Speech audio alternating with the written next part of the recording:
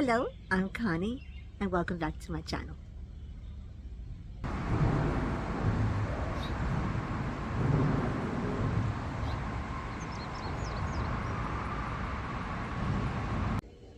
I thought for a change of pace, instead of being out on my front porch, being back here, I don't know if I'm going to go in the pool because it's kind of cool still, even though it's June. Summer's like evading us, but anyway, I know it's been a little bit since my last video, and that's because life has a way of getting in the way and things happen here and there that it just at that point it wasn't good, so I waited until I was able to really dedicate time to making a new video. First of all, what the main thing that happened was my husband was in the hospital. He's okay now, thank God. He's great. He's doing fine. And also we had the loss of our that's our that's our air conditioning unit. Anyway, that's a pit bulls doing it out here in the backyard. But anyway, we had the loss of our one of our two fur babies, Lassie. So this is not going to be a very long video. This is basically going to be a tribute to her, and also to talk about the things that our fur babies teach us. I wanted to share that with you. If you've ever loved a pet, if you've ever lost a pet, then you know that they're like a part of your family.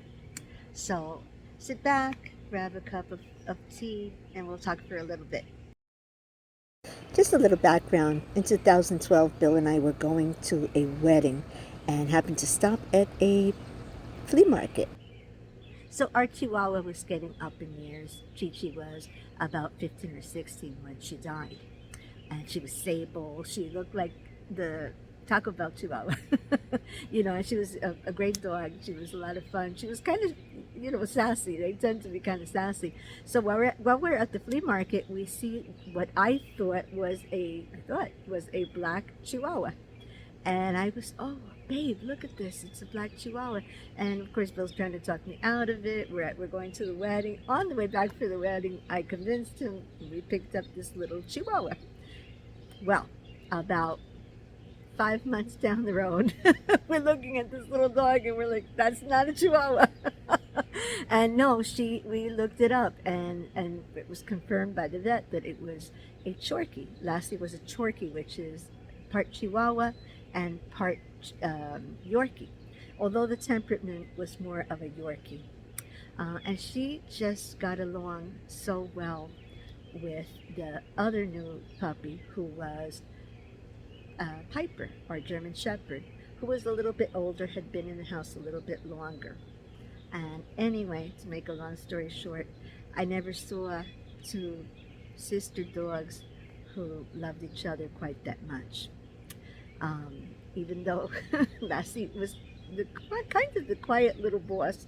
If you've ever had a big dog and a little dog, you know that the little dog is usually the boss. So she kind of like would push Piper out of her bed. Piper took it, Piper didn't mind.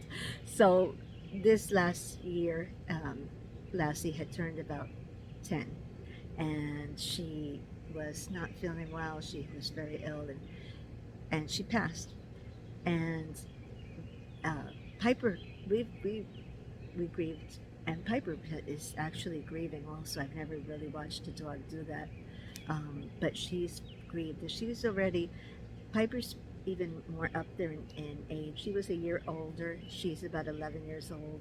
She has a lot of problems also. She has problems with her eyes. She has problems with her hips, which is typical of German Shepherds. And she's probably not going to be with us that much, but she took it very hard about the loss of her sister, because her sister just adored her and doted on her, So we're trying to spend as much time with Piper as we can, trying to love on her as much as possible. So here's just a few things that these beautiful creatures teach us. Firstly, they teach us how to live a simple life. As long as the pet has a roof over their heads, food, fresh water, someplace to lay their head, a nice comfy little bed of blankets, or in Piper's case, she likes the little rug by the door. She loves that. That's her little bed. And someone, most importantly, that they have someone that they love who loves them. They are content with the simple things. A dog is never going to turn around and say, gee, how come we don't have a bigger house? Gee, why don't we have this? Why don't we have that? Why don't we try to go out and buy a big car so like that I can go in the back of this truck that, $50,000 truck. It does. They don't desire those things. They desire the simple things. And once a dog or a cat or a pet has that, they're content and they're happy. And that's something that we should also learn from with them. We should learn also how the really the pleasure of a nap now and then, a little cat nap. Just not overloading ourselves, not expecting so much from ourselves too. A dog was never turned around and, gee, I'm too fat. Gee, I'm too this. Gee, I'm not smart enough. Gee, I don't have that. They don't do that. They're content who they are. So everything that is simple, that simple living, they know how to teach to us. I think this is important, that a pet teaches us, and I kind of wonder if that's from the Lord. They teach us how to forgive. Pets don't hold a grudge. You're not going to go away for the weekend and leave your pet in care of your son or adult son or daughter-in-law, and you come back and your pet's like, really? I didn't get to go to the beach. They forgive us. They're happy to see you. I'm sure that it goes through their mind. Gee, where did they go? We also have left them with a kennel that's trusted, a lady that absolutely loved them, both of them. But a pet forgives. A pet doesn't hold a grudge. A pet doesn't look at you in that way. And that brings me into the next one, which is very important. It's almost related to this. A pet loves you unconditionally. They teach us about unconditional love. A pet doesn't decide that they don't love you. I saw a pin that was like that on Pinterest, that they don't decide one day, they don't wake up and they decide they don't love you. It's very sad when people get puppies and then the pet begins to grow and becomes a mature dog, and all of a sudden they don't really want a puppy. They want a puppy. It was fun having a puppy. It wasn't. An older dog is more of a responsibility. Is They don't think it's cute. I think they're just as cute. They're pretty cute. And you know what? There's the love of an older dog is, if you've ever experienced it, it's special. It really is. I mean, I think Piper knows that she doesn't have a lot of time, and I'm sorry, and so she's very close to us. We are important to her. We are her world. We come downstairs and she's there. We don't really want her coming up the stairs because it's too hard on her, because the problem with her hips. Those are some of the things that our pets have taught us. There's so much more. I mean, you could talk about how sweet it is to wait by the door for your loved one, and it's the highlight of your day when they come home. I remember that was true of me as a child when my mom came home. It was kind of the same thing, because I sat by the window. I could see where her bus came in because they didn't have a car, and my mom would come on the bus, and I'd see that bus stop, and as it pulled away, I saw her. And she'd always wave up at me. She'd see me on the pretty much beyond the fire escape, waving to her and all excited. That's how our pets are. Our pets watch us, wait for us to come home.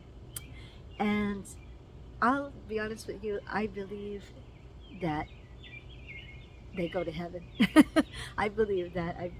In my heart, I believe there probably is a rainbow bridge, and we'll be reunited with them. And the Lord keeps them for us. He takes care of them for us. And that's what I feel in my heart. I can't prove that theologically, but I believe that. And one more thing that I wanted to say, and that is that pets teach us how precious life is. here's a little dog that is 10 years old in doggy years, but in people years she'd be 70. But as far as we were concerned, she was in our lives for a decade. She was with us for 10 years.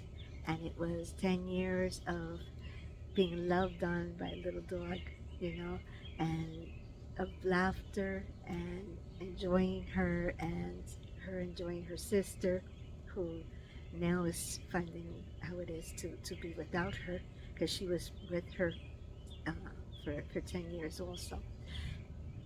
It's something that it brings us back to what is important, and that is the time that we have, how we spend it, what our priorities are. Are we going to just spend our lives chasing after a dream, chasing after a career?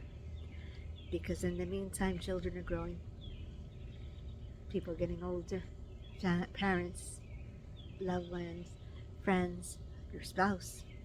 I enjoy so much the time that I have with my husband since I've been retired.